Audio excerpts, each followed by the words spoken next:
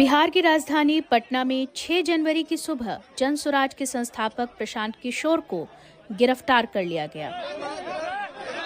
सोमवार सुबह करीब 4 बजे पटना पुलिस गांधी मैदान पहुंची, जिसके बाद पुलिस ने प्रशांत किशोर को गिरफ्तार कर लिया।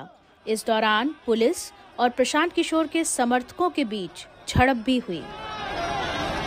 गिरफ्तार किए जाने से पहले प्रशांत किशोर ने अनशन खत्म करने से इनकार किया था। गवर्नमेंट वाले 2 दिन पहले आए थे, वो आपकी जानकारी में है। उन्होंने आकर कहा कि अनशन से उठ जाइए। हमने कहा कि उठ जाएंगे। उठने की शर्त बता दी और शर्त ये रही है कि भाई 5 बच्चों के डेलीगेशन से चीफ मिनिस्टर मिलकर कोई रास्ता निकाल लें। उसके बाद उनका कोई जवाब अभी हमारे पास औपचारिक तौर पर नहीं आया है। इनफॉर्मली तो सुन ही रहे हैं हम लोग, लेकिन औपचारिक तौर से कोई उनका जवाब मेरे पास आया नहीं है।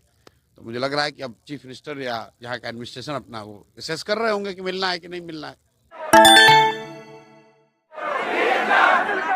प्रशांत किशोर बीपीएससी परीक्षार्थियों की मांग के समर्थन में 2 जनवरी से पटना के गांधी मैदान में आमरण अनशन पर बैठे थे। पटना के जिलाधिकारी डॉक्टर चंद्रशेखर सिंह ने प्रशांत किशोर की गिरफ्तारी की ये वजह बताई है। हम लोगों ने नोटिस दे दिया था कि ये अवैध है, अनधिकृत स्थल पर है और माननीय पटना उच्च न्यायालय के आदेशानुसार जो स्थल चिन्हित है, निर्धारित स्थल चिन्हित है, वहां पर गर्दनी बाग में जाकर के धरना प्रदर्शन किया जाए, ये नोटिस भी दे दिया गया था। और उसके बाद नहीं मानने पर प्राथमिकी भी गांधी मैदान थाना में दर्ज की गई थी। और उसके बाद हम लोगों ने कई बार आग्रह किया विभिन्न चैनल से, विभिन्न माध्यमों से कि यहाँ से हट करके जो निर्धारित स्थल है वहाँ पर लोग चले जाएं, वहाँ पर धरना प्रदर्शन करें शांतिपूर्ण ढंग से।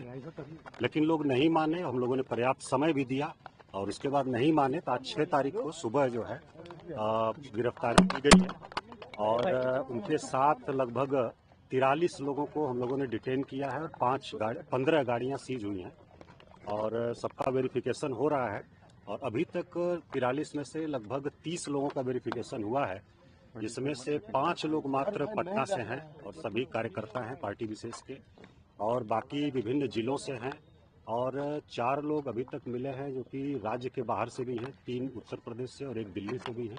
तो सभी लोगों का वेरिफिकेशन हम लोग कर रहे हैं और आगे जो नियमानुसार कार्रवाई होगी उसको हम लोग।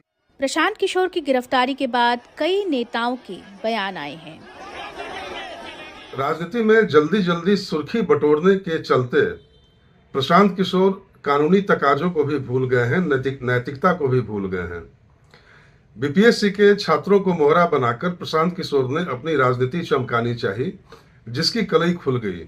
और हद तो तब हो गई जब प्रशांत किशोर का वैनिटी वैन पूरे देश में राष्ट्रीय चर्चा का विषय बन गया। तो जो व्यक्ति इतने अराजकतावादी तरीके से, इतने पूंजीवादी तरीके से किसी आंदोलन को अंजाम देने की सोच रहा है, बिहार की जनता के सामने उनकी कलई खुल गई है। देखिए, आज जो कुछ भी घटनाक्रम हुआ है, सरकार और ये प्रशांत किशोर जी का जो नाटक था, मिली भगत थी, वो एक्सपोज हो गए। इनको छात्रों के, बीपीएससी अभ्यर्थियों के भविष्य की चिंता नहीं, उनके आड़ में ये अपनी सियासत चमकाने का प्रयास कर रहे थे। जब गांधी मैदान प्रतिबंधित क्षेत्र था तो फिर पुलिस प्रशासन ने पहले ही दिन क्यों नहीं हटाया उनको? क्यों 4 दिनों तक दुकान सजाकर वो बैठे? और इस तरह का वीवीआईपी अनशन तो लोगों ने देखा ही नहीं होगा।